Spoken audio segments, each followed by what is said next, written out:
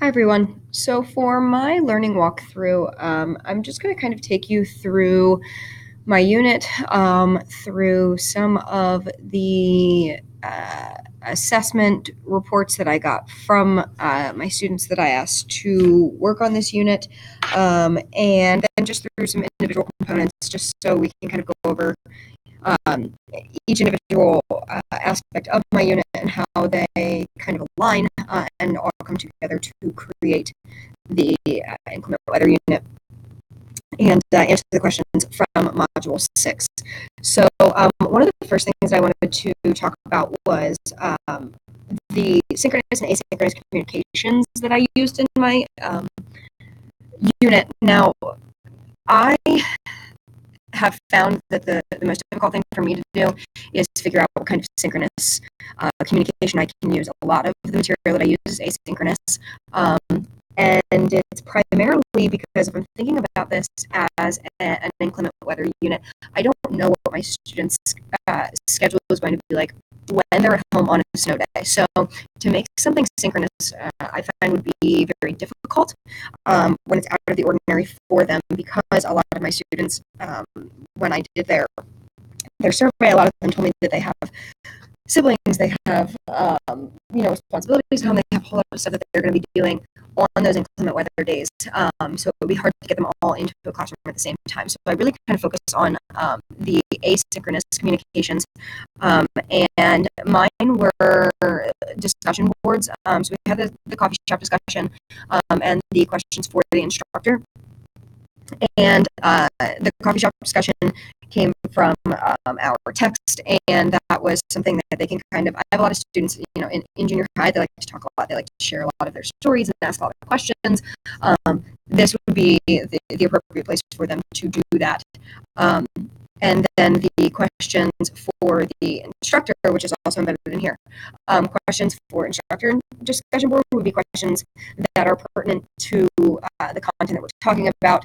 Those would be specifically for me, questions that they'd want me to answer. And I also did tell them, if they feel like they have the answer to a question, that they can go ahead and respond if I don't get back to them quickly enough. So that's kind of my asynchronous communication that I did. The only thing that I was kind of going through my lesson, or through my unit rather, that I found could really be synchronous is so quizzes. Quizzes can be done at any time, which can make it both synchronous and asynchronous if you happen to be on quizzes at the same time as another student. You can actually battle them, which is kind of neat, and the kids like to do that. It works really well if we're in the classroom and they're all going against each other, but this would also work as an asynchronous tool as well, because it can be gone on whenever. So that was kind of something that I found covered both of those individual communications. So that's really kind of what my feelings are towards that. I have a hard time finding a whole lot of synchronous tools with this kind of unit, because I don't want to have students have to get on something when they don't have the ability to. Now, as far as, I'm going to actually kind of skip the QM and INCOL standards question, because I feel like that's going to encompass a lot of my unit. So I want to leave that for last, because I feel like that's probably what I'll talk most about. So the next question was, how did the assessments that I used demonstrate student learning? So I used a few different types of assessments. So my prior knowledge assessment was that quizzes that I just showed. They take that beforehand. It's a 7-question quiz on theme, and then I got all the reports back, so that I can kind of see where they stand. For day 1, they're doing a Nearpod. So the Nearpod is actually where I have my reports from that my students did and that I wanted to show you guys, because I really feel like this was one of those things that I can look at really, really quickly, and I can say, okay, they're getting it, or okay, they're not, or this 90% of students are getting it, and this 10% isn't. So I feel like the Nearpod that I put in here really, really, really helps me understand what they're getting and what they're not getting, and it also kind of helps them demonstrate what they are learning. So day one was the Nearpod on theme. So when I go to my Nearpod, I can click on my post-session reports, and my session, sorry for the bell, my session, I can go for, so I had a quiz that has all of my questions here, and then I also had an open-ended, and I can click on each of the individual questions, and then it gives me, so like, is the surprises of life a theme or a topic?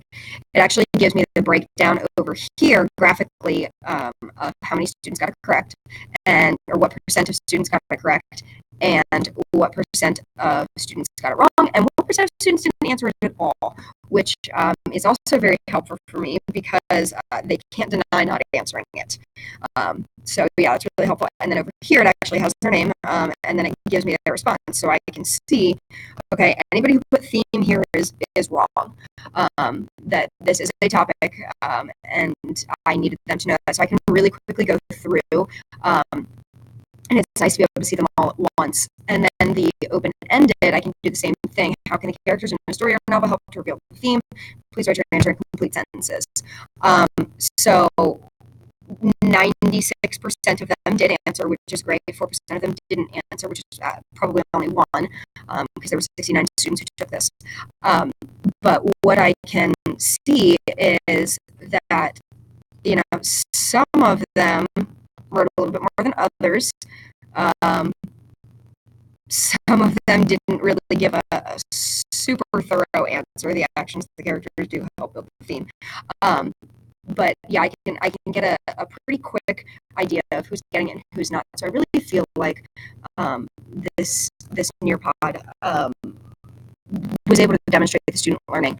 And then on top of that, so that was my Nearpod. That was one of my assessments. I also had a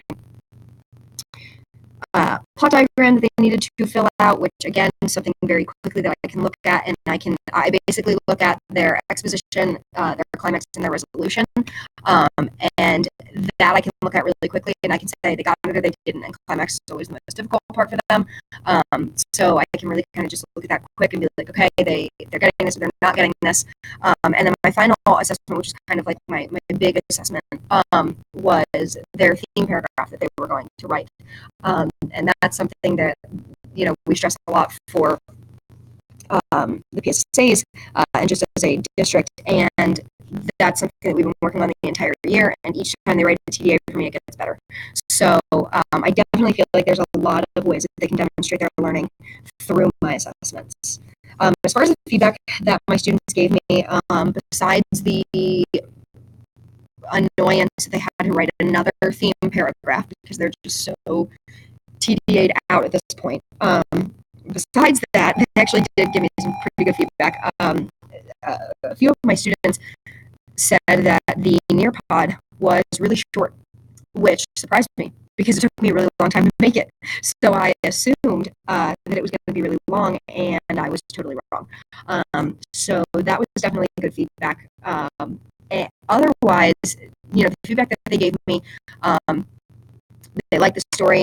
They're getting to the point where the plot diagram stuff is easy for them, and the theme paragraph is easy for them. So that they're all kind of good with. So that was kind of the feedback I got from them. As far as what worked well in this unit, I feel like what worked well was my assessment. There were a lot of different forms of assessment that I had. So I had the quizzes, kind of that gaming form. I had the Nearpod, which has the quiz embedded in it. It's also got the open-ended for my more analytical students that can kind of express their thoughts in more than just a single answer. I had the plot diagram, and surprisingly, the plot diagram works really well for my visual learners because they can actually see the story move on a plot diagram. And then again, with my analytical learners and my